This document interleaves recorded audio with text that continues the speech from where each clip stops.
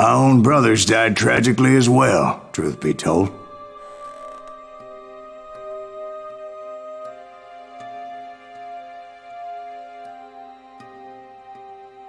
It was 1868, and me and my older brothers were pulling a tidy profit running cattle into Juarez, Mexico.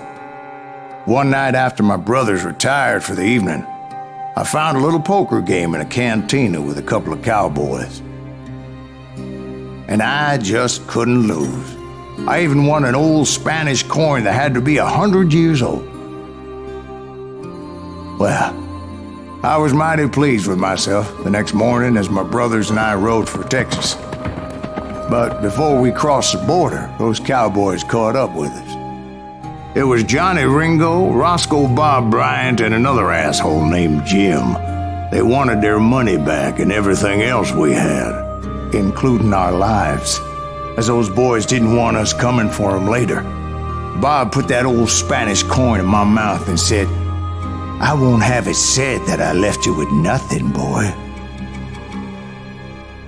Well, those horses bolted, and there we hung as those bastards rode away.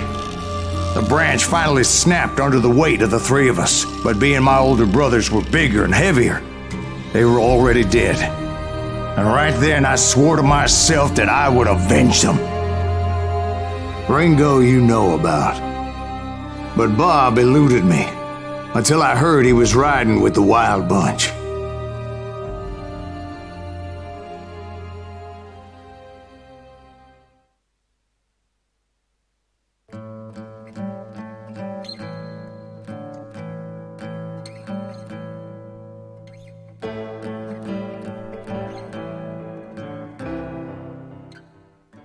I'd been on their trail for months, ever since they left their hideout in the Bighorn Mountains. Led by Butch Cassidy, they were a loose association of outlaws who robbed banks and trains from Colorado to Montana. Among them was the Sundance Kid, and that murderous hombre I was tracking, Roscoe Bob Bryant. Were you a part of that giant Pinkerton posse after the Wild Bunch? No, boy. A circus like that would have slowed me down. Besides, I wanted Bryant all to myself. They blew the bridge with the intention of forcing the train to stop.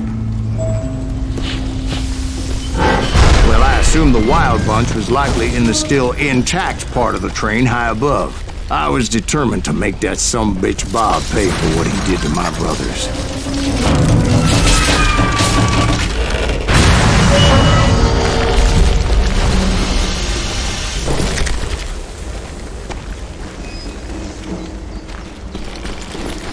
Ears are still ringing from blowing up that bridge. Well, I made my way off unscathed and came upon a few members of the gang and had no choice but to dispatch them. From there, I had to negotiate an even more precarious route. But first, I would need to get my ass out of there.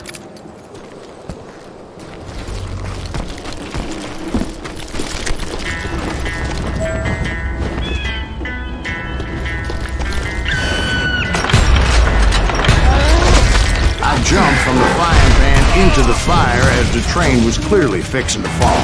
I had found the gang, but in order to find old Bob, I needed to fight my way forward past a whole passel of desperados. Outside, inside, any way I could, I made my way towards my prey. God damn you! Well, what about the passengers? It was mostly a freight train, as I recall. There were no passengers aboard that day.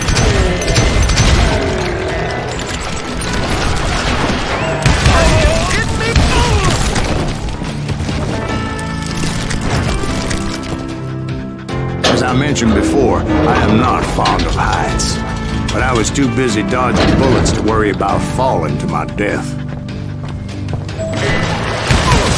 Odds were I was likely to die that day anyway, so I was determined to take down as many of those bastards as I could. Now you're dead.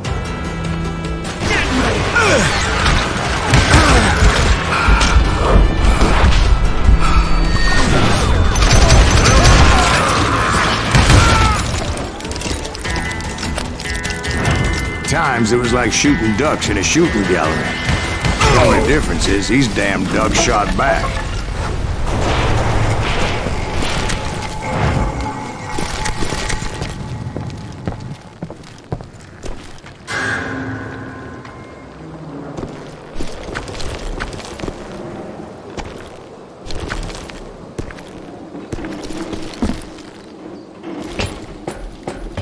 I kept hoping the law would show up and give me a hand. Like that giant Pinkerton posse that I read about. Did they come riding in, guns a-blazing to help?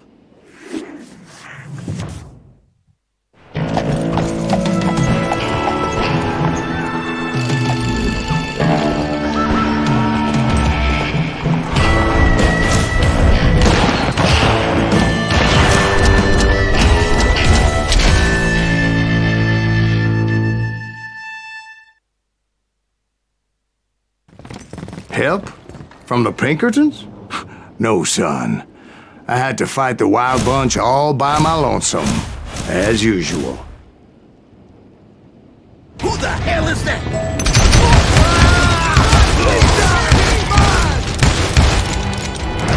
Got cover! Retreat! Retreat! Bastard! He's killing everybody! To make sure, Baker.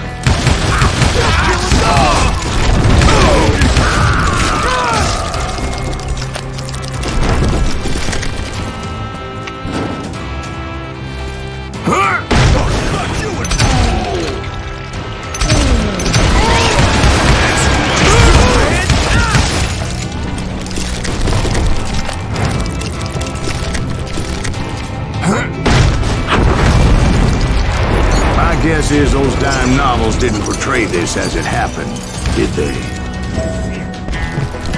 Only a few stragglers were left, and I had to cut them down pronto if I was going to stay on old Bob's trail.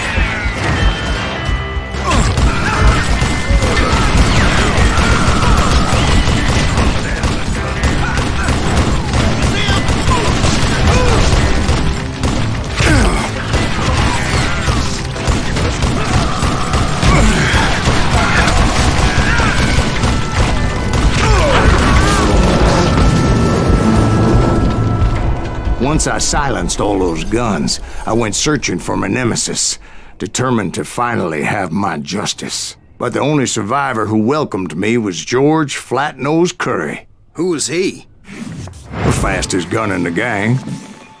Right after Sundance, I mean. And Kid Curry, and maybe Elsie Lay. Though some folks might dispute that.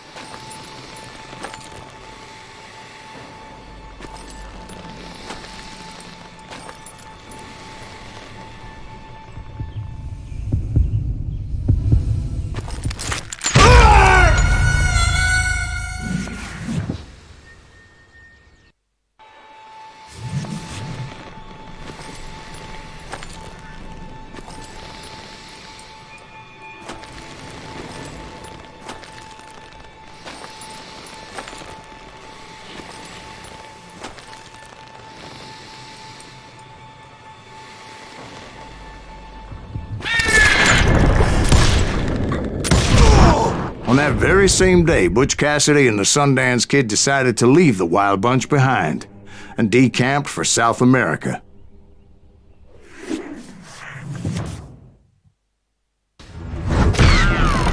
They ended up living down there for many years, but I'm sure you already know all about that.